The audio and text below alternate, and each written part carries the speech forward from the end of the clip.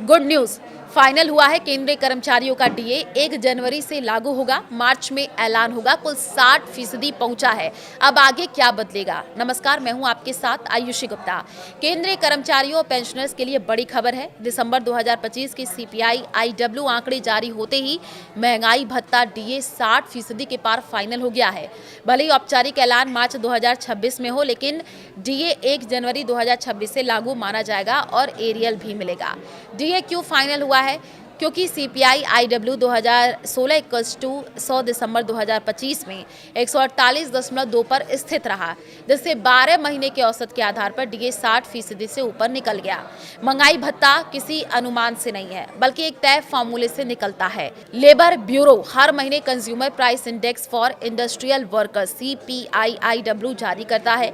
यह इंडेक्स 7वें वेतन आयोग 7 के तहत डीए तय करने का आधार है। दिसंबर 2025 का इंडेक्स 148.2 रहा, यानी नवंबर के बराबर, लेकिन क्योंकि नवंबर तक डीए 59.94% पहुंच चुका था, दिसंबर का आंकड़ा आते ही ये 60% के पार 60.35% निकल गया।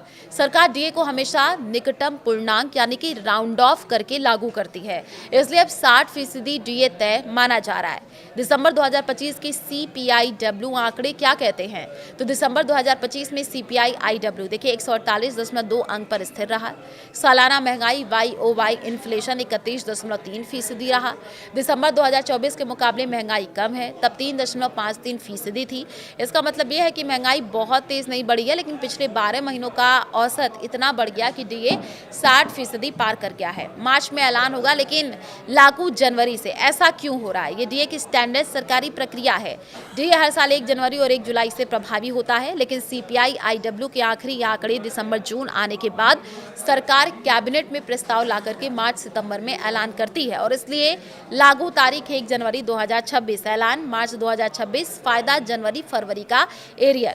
सैलरी और पेंशन पर कितना असर पड़ेगा? अब बात सबसे ज़रूरी सवाल की जेब पर असर कितना होगा।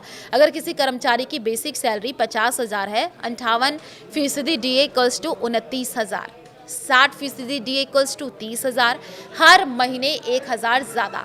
पेंशनर्स के लिए 30,000 बेसिक पेंशन पर डीए बढ़ोतरी से 600 से 700 महीना बढ़ सकता है।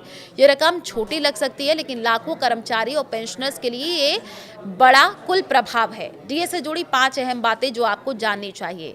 डीए सीपीआई आईडब्ल्यू पर आधारित होता है। दिसंबर 2025 का सीपीआई आईडब्ल्यू 148.2 डीए 60% फाइनल 1 जनवरी 2026 से लागू। मार्च 2026 में सरकारी ऐलान प्लस एरियल। ये डीए क्यों खास है? ये सिर्फ एक और डीए बढ़ोतरी नहीं है। क्यों अहम है? 7वें वेतन आयोग के तहत 60% एक साइकोलॉजिकल लेवल है। पिछली बार 50% पार होते ही एचआरए स्ट्रक्चर बदला था। 60% के बाद भविष्य में पे रिसेट की चर्चा तेज होती है, यानी ये डीए बढ़ोतरी आगे की सैलरी पॉलिसी से भी जुड़ती है।